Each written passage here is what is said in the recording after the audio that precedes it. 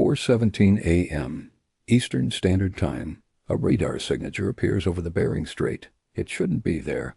The operator blinks twice, refreshes the screen. The blip remains. Moving south. Fast. Faster than anything commercial. The phone in the command center rings, not the regular line. The red one. Across the Pacific in a hardened bunker beneath Colorado granite, screens flicker to life. Officers stand. Chairs scrape concrete.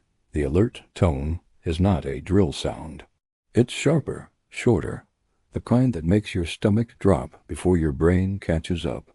Someone whispers a confirmation code. Another voice repeats it. The clock on the wall ticks forward. 4:18 a.m. The world you woke up in yesterday no longer exists. And you don't know it yet. In 60 minutes, the machinery of deterrence will either hold or shatter. Nations will move. Missiles will reposition. Submarines will rise to launch depth. And somewhere, in a quiet suburb or a crowded apartment, you will still be asleep, unaware that the invisible scaffolding holding civilization together is vibrating at its breaking point. This is not a story about what happens after the bombs fall. This is about the first hour, the one where everything changes and nothing is visible. The hour where survival is decided not by bunkers or bullets, but by whether you believe the silence. Phase 1. The signal. The first people to know are not politicians. They are technicians, radar operators in Alaska, satellite analysts in Virginia, men and women staring at screens in rooms with no windows. They see the trajectory. They run the numbers. They cross-reference with known flight paths. There is no match. The protocol is clear. Verify. Escalate. Verify again. But verification takes time. And time is the one thing no one has. At 4:21 a.m., a secure call reaches the National Military Command Center. The voice on the line is calm. Trained calm. The kind that comes from rehearsing this exact moment 1,000 times and praying it never happens. We have an anomaly, high confidence, hypersonic profile. Origin, contested airspace. ETA to CONUS, 12 minutes. 12 minutes, the length of a coffee break. The time it takes to shower, to scroll through messages, to ignore an alarm and roll over. In those 12 minutes, protocols activate. The nuclear football moves closer to the president. Secure lines light up between Washington, London, Paris, Moscow. Words are chosen carefully. Each syllable carries weight. Misunderstanding now could mean millions dead by sunrise. But you don't hear any of this. You are still asleep. Your phone is charging on the nightstand. Silent, dark. The emergency alert system has not triggered yet, because no one wants to be the person who causes a nationwide panic over a false alarm. So they wait. They verify. They argue in clipped sentences over encrypted channels. And the clock ticks forward. 4:24 a.m. A second signature appears. Then a third. The pattern is unmistakable now. This is not a glitch. This is not a test. Somewhere someone has pressed a button that cannot be unpressed. The question is no longer if this is real. The question is, what comes next? Fighter jets scramble from bases in Alaska and Washington state, not to intercept. There is no intercepting hypersonic glide vehicles once they are in the air. They scramble to confirm, to witness, to report back what they see with human eyes because machines can be fooled. Pilots strap in, engines roar. They punch through the pre-dawn dark at supersonic speed, chasing something faster than thought. On the ground, military installations switch to FCON Delta, the highest alert level. Gates close. Guards chamber rounds. Families living on base are woken by loudspeakers. Terse instructions, no explanations. Return to quarters. Await further guidance. Confusion spreads faster than information. Spouses text each other. Do you know what's happening? No one does. Not yet. 4:28 a.m. The president is woken, not gently. The chief of staff does not knock. The door opens. Lights flood the room. Mr. President, we have a situation. Those 5 words, the ones every leader dreads. The ones that mean the calculus of civilization is about to be tested. The president stands. No time to dress fully. A robe, slippers. The football carrier is already in the hallway. They move toward the situation room. Fast, silent. You are still asleep. But your phone is about to scream. Phase 2, the awakening. 4:32 a.m. The emergency alert system activates. Not gradually, all at once. Every phone in a 12-state radius shrieks. The sound is designed to be unbearable. To cut through sleep, through walls, through denial. You jolt awake. Heart hammering. Fumble for the phone. The screen is blinding in the dark. The message is short. Too short. Ballistic missile threat inbound. Seek immediate shelter. This is not a drill. You read it twice. 3 times. Your brain refuses to process it. This is a mistake. A hack. A prank. It has to be, because the alternative is unthinkable. You unlock the phone. Open the news. Every site is crashing. Too much traffic. Too many people doing exactly what you're doing. Searching for confirmation. For clarity. For someone to tell them this is a lie. Your partner wakes beside you. What is that sound? You show them the screen. Their face goes pale. Is this real? You don't know. You refresh the news app again. It loads halfway. A headline appears. Mass alert issued across West Coast. Then the page freezes. Your hands are shaking now. Not from cold. From something older.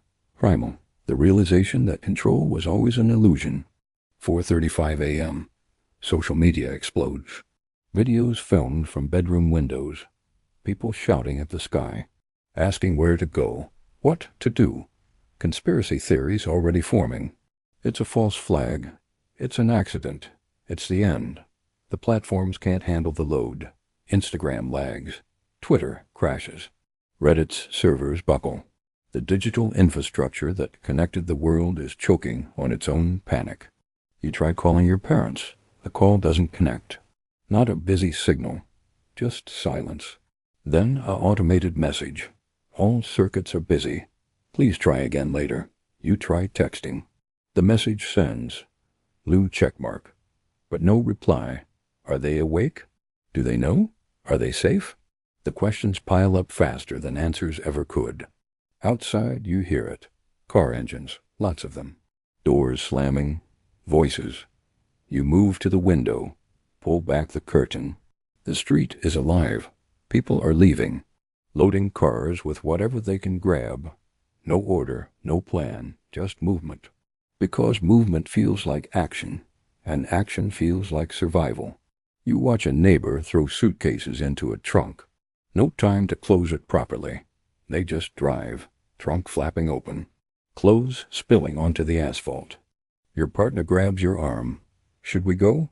You don't know. The alert said shelter. But shelter where?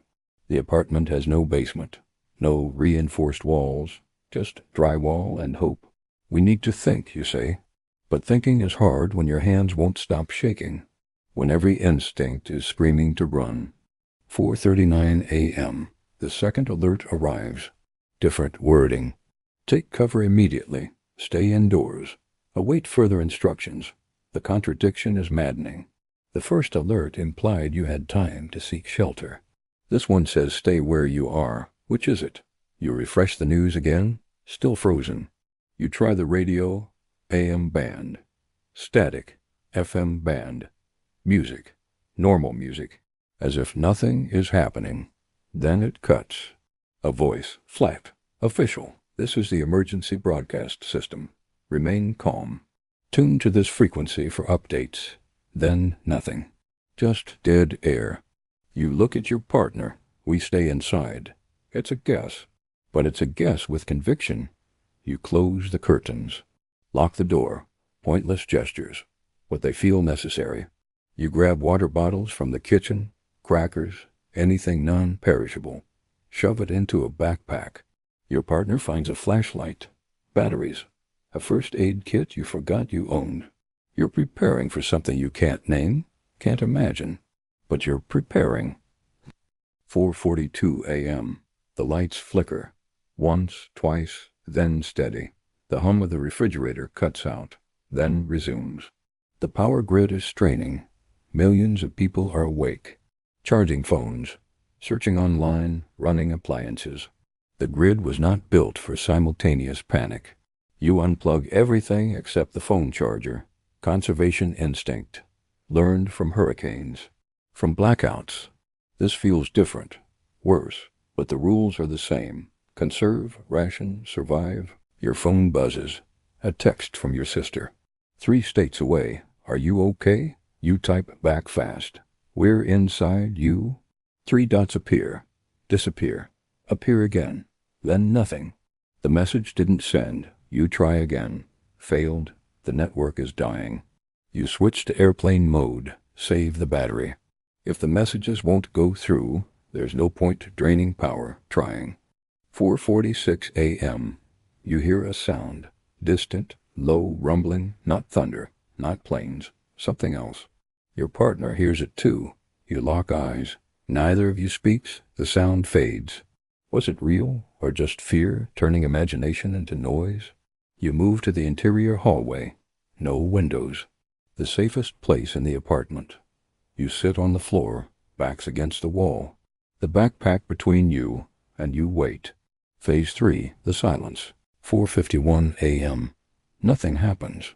No flash, no shockwave, no sound. Just silence. The kind that makes you doubt your own memory. Did the alert really happen? You check your phone. The message is still there. Blowing, accusing, real, but the world outside is quiet now. The cars have stopped. The voices have faded. It's as if everyone is holding their breath at the same time. You want to look outside, to confirm the street still exists, but you don't move. Because movement feels like breaking a spell, like tempting fate, so you stay. Knees pulled to your chest, phone in your hand, waiting for the next alert. The one that will explain, that will clarify, that will tell you whether the world ended or just paused. 4:55 a.m. Your phone buzzes. Not an alert. A notification. Your news app. It loaded. Finally, the headline is vague. Developing. Military activity reported in multiple regions. No details, no confirmation. Just the acknowledgement that something is happening. You scroll. Every article is the same. Vague. Cautious. No one wants to be wrong. No one wants to cause more panic, so they say nothing useful. You check social media. It's loading now, slowly. Videos appear. People filming the sky, shaky footage, dark screens with distant lights. Is that it? Did you see that? No one knows what they're looking at. Lights that could be meteors or missiles or planes. Fear turns every anomaly into a threat, every shadow into proof. 5 a.m. The radio crackles back to life. The same flat voice. Authorities are investigating reports of unusual military activity. Residents are advised to remain indoors until further notice. This is a precautionary measure. Repeat. Remain indoors. Precautionary. The word feels like a lie. Precautionary is locking your door. This is something else. This is civilization flinching. Your partner speaks. First words in 10 minutes. Do you think it's over? You want to say yes. You want to believe the silence means safety. But you've read enough, watched enough. You know that nuclear war doesn't announce itself. It just happens. And then it's too late to wonder. I don't know. You say honest, useless, true. 5:04 a.m. The power flickers again. This time it doesn't come back. The hum of electronics dies. The fridge goes silent. The heater stops. The apartment is suddenly smaller, darker, colder. You turn on the flashlight. The beam cuts through the hallway. Weak, pale. You ration it. 10 seconds of light. Then darkness. Conserve the batteries. You don't know how long this will last. Outside you hear a voice, distant, shouting. You can't make out the words. Just the tone, angry, desperate. Then another voice, arguing. The civility is cracking. It's been less than an hour, and already the veneer is peeling. You think about your neighbors, the ones you smiled at in the elevator, exchanged pleasantries within the lobby. Do you trust them now? Do they trust you? Trust is a luxury. and luxuries die first. 5:11 a.m. Your phone battery is at 60%. You turn it off. Save it.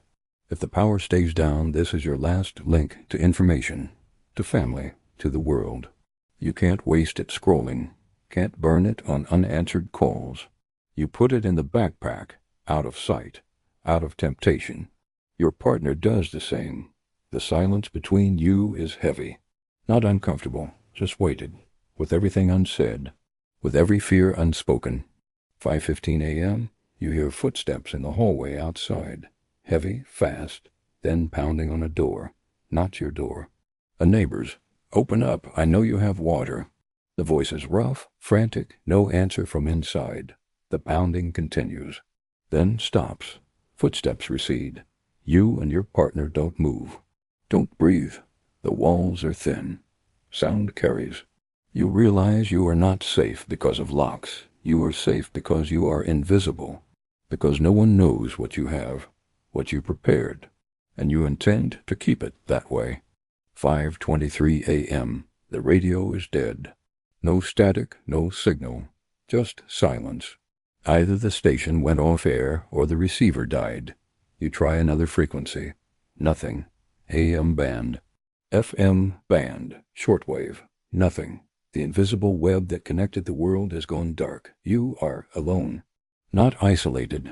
Alone. There is a difference. Isolation is temporary. Alone is existential.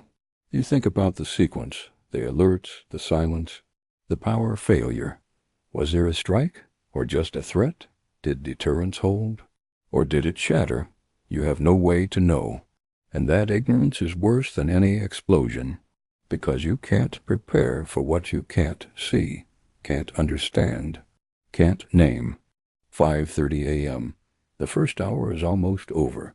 You are still alive, still intact. But the world outside the apartment is unknowable. You hear nothing now, no cars, no voices, no sirens, just the absence of sound, the kind that makes you question whether anything exists beyond your walls. You sit in the dark, flashlight off, conserving, waiting, breathing. Your partner's hand finds yours, squeezes once. You squeeze back. No words, just the confirmation that you are not alone, that whatever comes next, you face it together. It's not much, but it's enough. For now. Phase 4. The aftermath of the first hour, 5:41 a.m. Pale light leaks around the curtains. Dawn, the world outside is waking or still dying. You can't tell which. You move to the window, slow and careful, and pull the curtain back an inch. The street is empty. Cars sit abandoned mid-escape, doors open, trunks yawning. A neighbor's suitcase rests on the pavement, clothes damp with dew. No one came back for it. The sky is clear. No smoke, no ash, no distant mushroom cloud. But absence proves nothing. Destruction doesn't always announce itself. Wind carries fallout. Silence carries lies. You let the curtain fall and turn to your partner. We stay inside.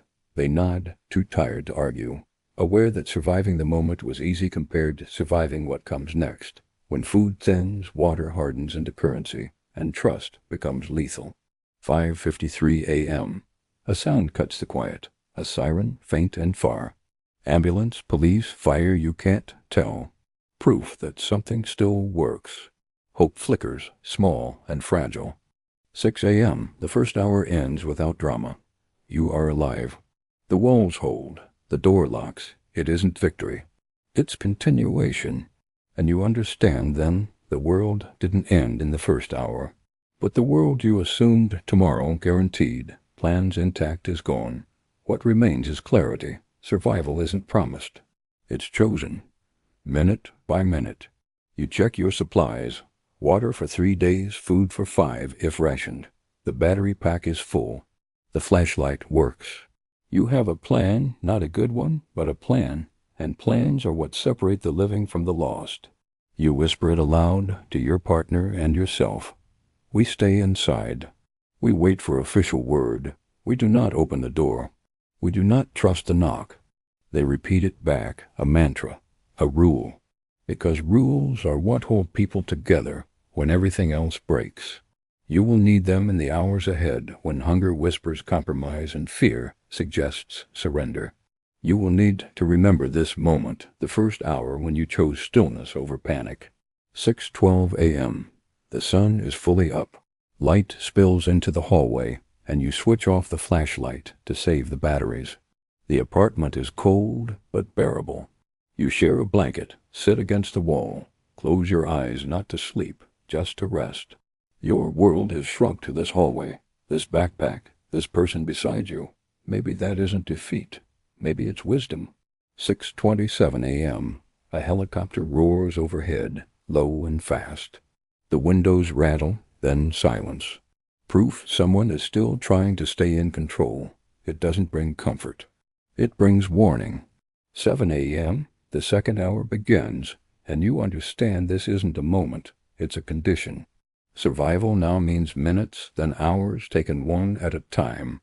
You close your eyes, breathe, count to 10, open them. The hallway is still there. Your partner is still there. The backpack is still there. It is enough. For now, it has to be. Because in the first hour of World War III, enough is all that anyone gets. And the ones who understand, that are the ones who see the dawn,